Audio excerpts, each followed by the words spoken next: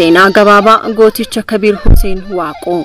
Kabiir Huseen Waaqoo godina Arsii aanaa Heexosaa ganda qonnaan bulaa Gaabee jedhamutti abbaa isaa obbo Waaqoo harqaa fi harmee isaa kitaabee edanuu irraa bara 1940 kan dhalatan yoo ta'u amma umuriin isaanii barnootaaf ga'utti masgida ollaa isaanii argamutti madarasaa barataa quraana qara'uun barnoota saayinsii hanga kutaa 8tti iddoo dhalootaa isaanii kanumatti xumuran.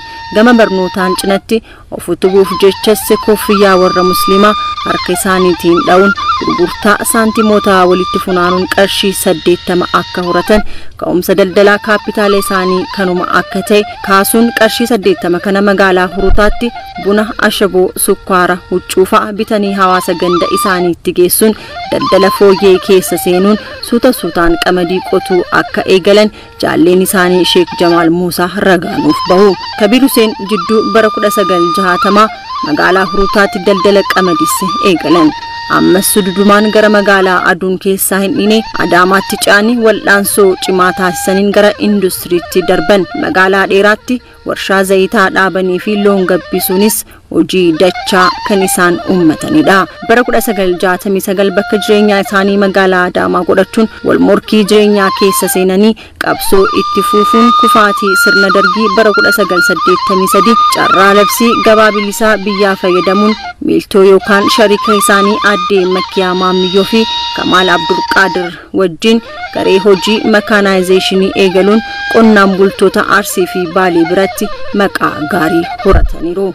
Qonnaan bultoonni bu'aa kombaayinarii fi tiraaktaroota kanarraa argataniin gara qonna ammayyaatti yookaan koomershaal faar hektaarota 1000 lakkaa'aman qotataniiru. Kanarraa ka'uun industirii irra darbee gara biyya alaatti ce'uun dhaabbilee mootummaa fi miti mootummaa kanneen akka World Food, Save the Children, CRS, Neutral World, DPPC fi kan kana fakkaataniif dhiyeessuun dhaabbata filatamaa ta'anii jiru. Haaluma wal fakkaatuun Wallaggattis boqqolloo oomishuun biyyoota garaagaraatiif dhiyeessaa turan. Akkasumas oomisha abaaboo irratti hirmaatanii turan. Gootichi Kabiir Huseen qabeenya horatan kana rakkoo hawaasa keenyaa jiddu galeessa gochuun namni keenya dhibeef hin du'u jechuun hospitaala biyya keenya irra darbee Afrikaatti dorgomaa ta'e magaalaa Adaamaatti ijaarsuun hojjettoota 90,000f hojii uume. Warra humna hin qabnee fi buqqaatota bilisaan waldhaanaa har'a ga'e. Kolleejjii isaa hojjettootaa fi barattoota hedduu qabu nuuf dhaabuun wabii fayyaa keenyaatiif ta'uun Adaamaa General and Medical College kaa'anii darbanii jiru. Yeroo dhukkubsatan irraa kaasee ilmi isaanii Dr. Muhammad Kabiir Huseen akkuma doktaroota kaaniitti isaan yaalaa tureera. Garuu doktorri ni yaala malee lubbuu isaanii du'arraa oolchuu hin dandeenye. Kabiir Huseen jaallan isaanii muraasa duukaa ta'uun warshaa daakuu weeb jedhamus qabu.